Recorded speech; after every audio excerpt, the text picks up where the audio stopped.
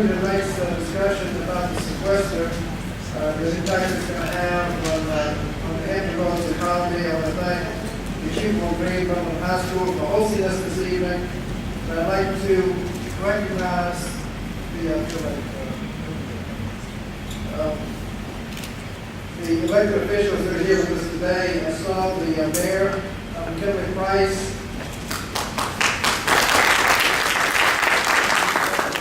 City Councilman Joe Whitaker, City Councilman Rob Coleman, Commissioner of Revenue Priscilla Bell. Anybody? Thank you. Joining me this evening to this discussion is Dr. Philip Applewall, who's going to be speaking in a few minutes. He's a professor of economics and director of the Economic Forecasting Project at Old Dominion University. Now, our nation is facing a serious self-inflicted crisis that could cost our economy millions of jobs across the nation and hundreds of thousands of jobs here in Virginia. Sequestration takes effect on March 1st. Virginia colleagues and I have sent letters to the President, the House Speaker, and the Senate Majority Leader urging them to come together to come up with an agreement to at least delay, hopefully cancel the sequester. As I'm happy to be here with you to discuss this, I don't think Congress ought to be on vacation this week while this is going on. This is still moving over. Now, first of all, we want to know what is sequestration. And first, the Budget Control Act of about a little over a year ago, 2011, was passed and reduced the government spending about $1.5 trillion over 10 years. Established a super committee to come up with additional findings.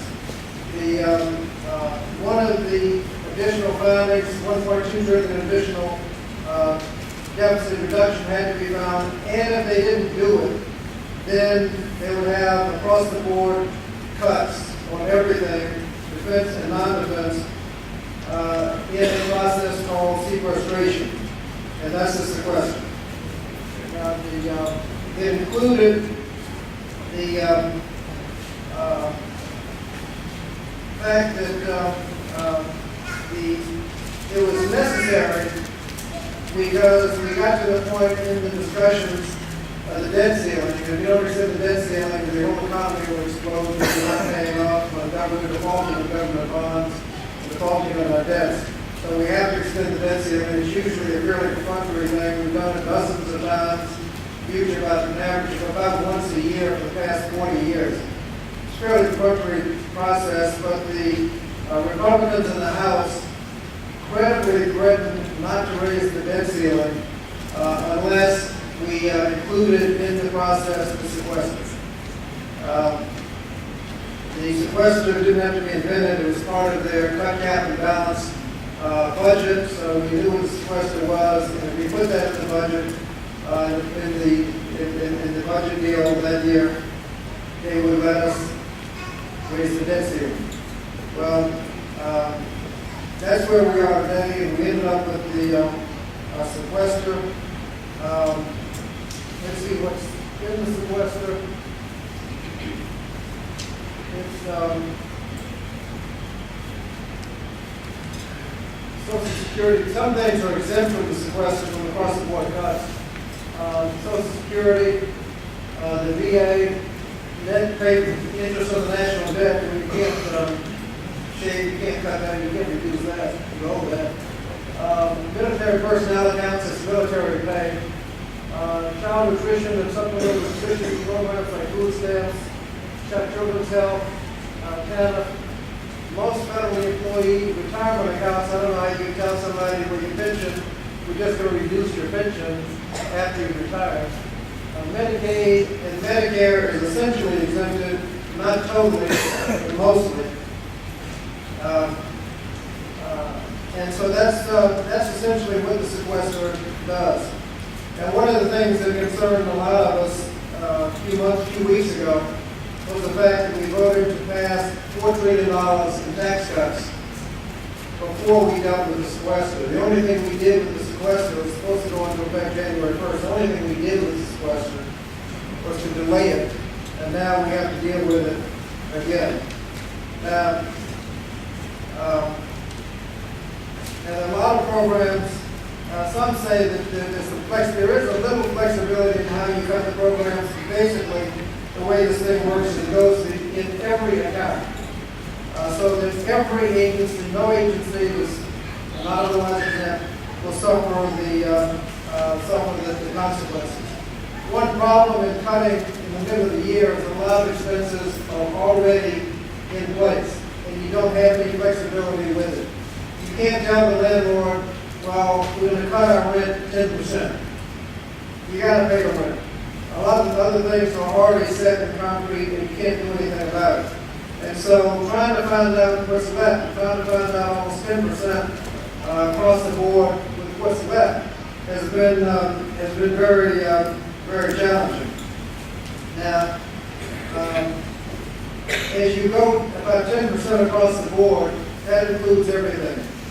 From aviation administration, air traffic controllers, Head Start, meat inspectors, FBI, NASA, and every account will get cut. The things that are left that you can't cut, you're going to see heavy cuts in maintenance, training, investments in the future, new contracts, and even renewal of existing contracts are where most of it, and that's going to cause a significant amount of consternation and waste. The Navy has been working, and they've become very efficient at things, and I talk to people at the Newport shipyard. A lot of things are set up in such a way that they're very efficient. For example, when you graduate from the apprentice school, the graduation, the training, the graduation is timed so that the graduates appear when the work comes in. So that rather than have them graduate and wait for the work to come in, it's time so the work comes in. When one job ends, the next job comes in. They're very efficient in the way they time things. They, with their subcontractors, they tell them exactly when they're going to need the materials on the subcontractors and time their expenses. Now, once you start slipping things and delaying them a few months, what happens is everybody that was ready to work is on payroll doing nothing. That's a waste of money. The contractors that have stuff ready to deliver, we don't need it yet. Well, they got bills to pay. When the next job is ready to come in, this job hadn't even started. And so we have total confusion, and no one knows exactly what's going to happen until we figure out what's happening with the sequestration over the Newport shipyard. Thousands of jobs are at stake. A lot of contracts are there, and we don't know what's going to happen. The Navy and the Army in the last 24 hours have issued sketches about what would happen if sequestration goes into effect. We've seen the effect of the shipyard with the refueling, training, maintenance, and new purchases of the things that are going to get hit as heavy as others. But it's interesting to note this generally, how do we get to this point? Well, this chart, red is spending, blue is revenue. And you can see that for most of the time we spend more than the revenues. But in 1992, we passed a budget that put us on a trajectory of increasing revenue and decreasing spending to where we had a significant surplus. And if you continue those lines, we had enough surplus projected to have paid off the entire national debt held by the public by 2008 to 2010. Somewhere in there, we were going to pay off the national debt. As a matter of fact, in 2001, when President Clinton left office, Chairman Greenspan was answering questions like, are we paying off the national debt too quickly? what will happen when there are no government bonds? How do you do investment strategy? Because government bonds are zero risk, and as you do your investment, the higher risk, the more return you should get. How do you do investment strategy if there are no government bonds, zero risk bonds? That was the discussion until we passed the first tax cut. Went to war without paying for it, another tax cut without paying for it, prescriptive drug benefit without paying for it. And you see what happened, the economy fell apart. We had the bailout and the stimulus bills. Spending has gone out of control. And in the meanwhile, we cut taxes and revenues have sunk. This is a long-term projection of our budget. If we could tax at about 21 to 22% of GDP, we can almost balance the budget, and we'd be in good shape. The federal spending, this is a percentage of GDP. The cost goes up, but as a percentage of GDP, it stays about equal. Social Security, we've got that covered. We've got Medicare and Medicaid almost covered today, if we're taxing at about 21% of GDP. The unfortunate part is healthcare is exploding. Healthcare costs are exploding. And that is not a Medicaid or Medicare problem. That is a medical care problem. You ask any employer that provides insurance for employees what they provided 30 years ago, probably you and your family 100%. 20 years ago, you 100%, most of your family. 10, 15 years ago, you, none of your family. About 10 years ago, well, most of you. Now it's about you pay for your family. Now it's about some of you pay for your family. And if you draw that projection, you can see where you are headed. So this is just not a government problem. This is a problem that everybody has to deal with. Just in terms of forecasting, this was a forecast in 2000 when 2001, when President Clinton was leaving office. This is what he left. Debt as a percentage of GDP. By about 2008, we had projected to pay off the entire national debt out by the public. We had enough surplus, and in fact, the surpluses would be building, so the debt would actually be modest. We'd have money in the bank. That's the projection we were going in. Unfortunately, in 2000, we passed all those tax cuts not paid for, more not paid for, and everything else. And in 2008, when President Obama came in, that's the projection for the debt. Obviously, we can't continue in that direction. We've got to do something. Now, one of the things that's mentioned, all you got to do is cut taxes and not increase revenue. We just have a little chart here to show what that's all about. Green is a year in which revenues set a new record. Red is a year in which a record was not achieved. You'll see since 1960s, we always achieve new records, tax cuts, tax increases, whatever you do, revenue or not. We have a growing economy. A couple of years we didn't have a new record, but the following year we got a new record. Everything until we had those massive tax cuts in 2001 and 2003, the cuts were so huge that in fact we did not get a new record for several years. We finally achieved a new record, but then the economy fell off the cliff, and we haven't gotten back to where we were before.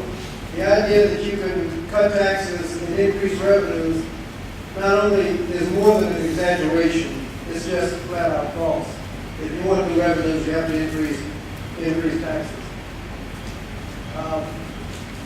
This is foreign debt that just explains in 2001 we were headed to paying off the national debt. We would owe China, Japan, Saudi Arabia, and other countries. We wouldn't owe them a dime. The foreign debt is exploding off the chart. We are in a recovery. This chart shows the Dow Jones Industrial Average. Blue is the Democratic administration, red is the Republican administration. But you can see we recovered from the Bush years. The stock market is up over 100%. This is remarkable because when you remember 4 years ago when President Obama was sworn in, the market was in a downturn. From the day he got sworn in to the day it bottomed out, it went down another 1,500 to 2,000 points. So if you go from the bottom of where it was when it finally bottomed out to where it is now, it's almost double. But if you just take the actual day he was sworn in, it's up about 50%. Now, jobs are recovering. This is the last year of the Bush administration. Jobs, losing jobs, hundreds of thousands a month. Last few months before, 800,000 jobs lost. We passed when people look at this graph, when we passed the stimulus bill, and jobs losses were reduced, and we've had almost 40 consecutive months of job growth right in the private sector. Anybody looking at this, past the stimulus, and then doing up with that, anybody says the stimulus didn't work, I don't know what they're talking about. If you didn't have the stimulus, and that's the only change, that's the change right there, where would we be today? Now, we passed the fiscal cliff deal on January 1st. That's a $4 trillion that we were able to find. That has a permanent extension of the Bush era tax cuts up to couples making $450,000 a year. We had a slight increase from today for the estate tax, but the state tax is much lower. The exemption, what you don't have to pay taxes on, is much higher, way higher than what it was just 8 years ago. The alternative minimum tax has been indexed for inflation. The Social Security payroll tax in it, that's a 2% payroll tax. That, in fact, is what most people noticed. Your Social Security taxes went up a little bit, so your after-tax income, your paycheck is actually a little lower on the very first paycheck after January. That's what everybody noticed. But some of the things, some of the good things, the child tax credit, earned income tax credit, and education tax credit were continued, but only extended 5 years. They were not made permanent like the others. R&D, investment expenses were extended. Unemployment insurance extension through 2013. This recession is a little different from the others. The percentage of people who are long-term unemployed is much higher than it has been in previous recessions. And so the extension of unemployment compensation or extended unemployment compensation was extremely important. Physician payments were extended through a year. The physicians have been under a massive cut in reimbursement rates. Every year it's about to go into effect. We fixed it, so it doesn't go into effect. We extended, we fixed it for 1 more year. We delayed. People said we didn't go over the cliff on sequestration. We didn't suffer all those massive cuts that were proposed. Well, yeah, we didn't, not on January 1st, but we only delayed it. We didn't eliminate it. Now, one of the things that the fiscal cliff did, this is the deficit, annual deficit. If we didn't do anything, passing the $4 trillion tax cut, that's what the deficit's going to be unless we do something in the near future. If we'd done nothing, it would have been better, but we did. Now, we need to offset the sequester. We need $1.2 trillion. We're in that mess, and we got to find out. The problem is that $1.2 trillion is so huge that you cannot cut that much out of the budget, out of the working budget, with any list of cuts that anybody would want to be associated with. That's the problem. This is the eye chart for the budget. You see Medicare and Medicaid, about 20%, Social Security, another 20%, 40%. Income security, that's like federal pensions and things like that, are in that. Net interest and other mandatory programs. That's almost 65% of the budget. If you don't want to touch defense, then you're only talking about 17% of the budget. Cut the budget. If you cut this 10%, you'll only be having a 1.7% impact on the overall budget. And that's all of non-defense stuff like prisons, things that would be very difficult to cut. In fact, this quadrant, we've already cut it significantly. As a percent of GDP, non-defense discretionary spending, that's everything outside of Social Security, Medicare, other mandatory programs and defense. Everything else is left. It's on track to being the lowest as a percentage of GDP since the 1960s. So we've already cut non-defense discretionary. Now, just as an idea of size, this is a fiscal cliff deal, just so you get the order of magnitude. This is the size of sequestration. This is non-defense discretionary, and this is defense discretionary, Social Security, Medicare, and other mandatory programs, mostly Medicaid. You can just see getting this much money out of non-defense. That would be a huge cut, paying for the $4 trillion tax cut compared to the entire budget. Obviously, you can see it's going to be difficult to get that much of a cut without going into Social Security and Medicare. Now, some of the choices, this is all about choices. And then we can get to the hard part. You can't have a formula, you have to make choices. If you're going to pay for what you get, either you pay for it or you don't get it. And so there are a lot of ways to pay for the sequestration. One idea is to raise the age of Medicare to 67. The other is to whack Social Security by reducing the cost of living increase. These are the two major entitlement reforms that they talk about. And that's how much you get from those reforms. So we finally get to 1.2 trillion. These are 10-year figures. That doesn't even get you a little bit of the way. But the other choices would be the estate tax. Instead of accepting $5 million before you pay some estate tax, how about like in 2009, only accept $3.5 million?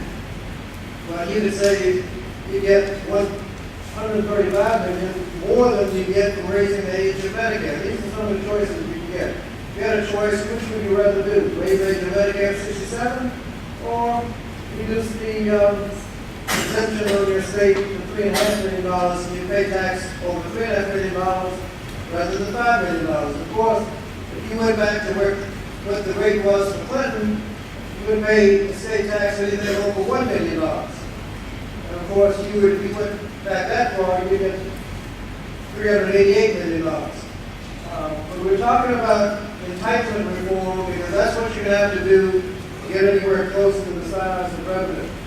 Now, here's our Medicare, and cut the cost of living, probably change CPI, cost of living increase for Social Security.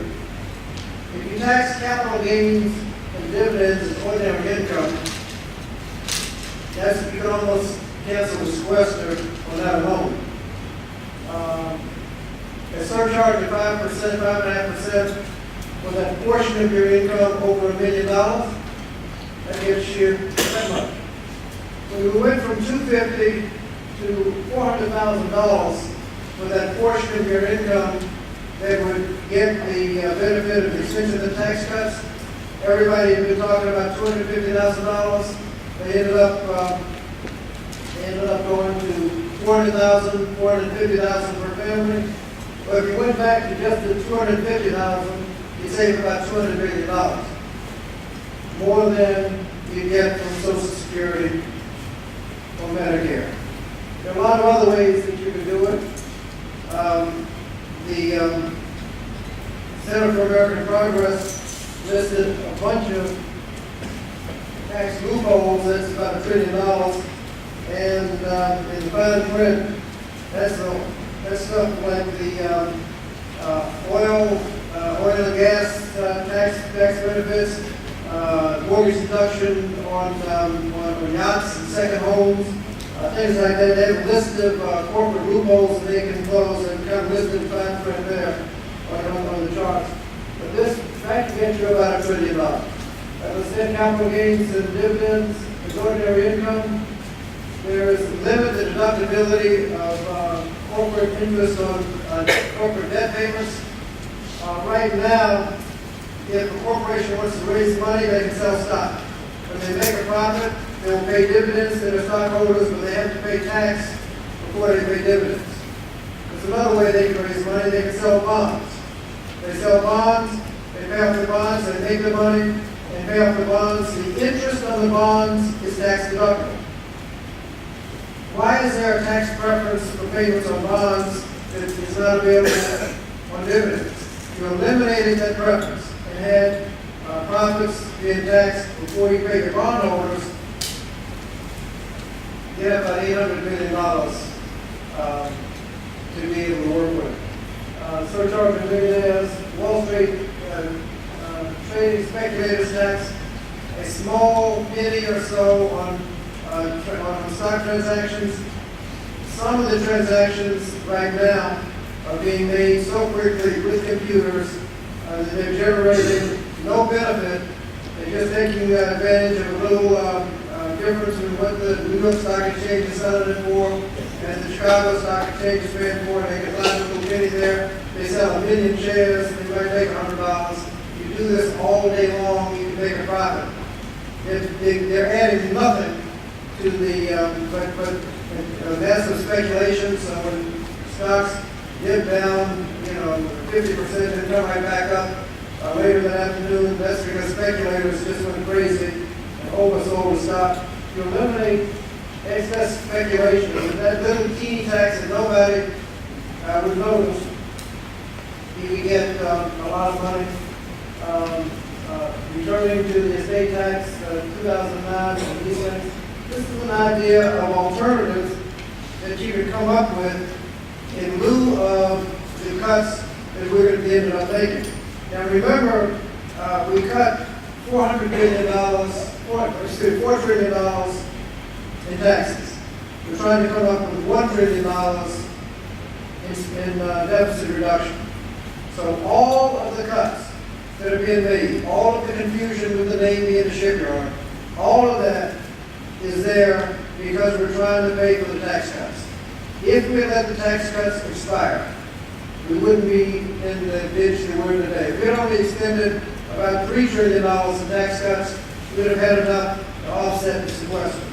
So just keep in mind, as Dr.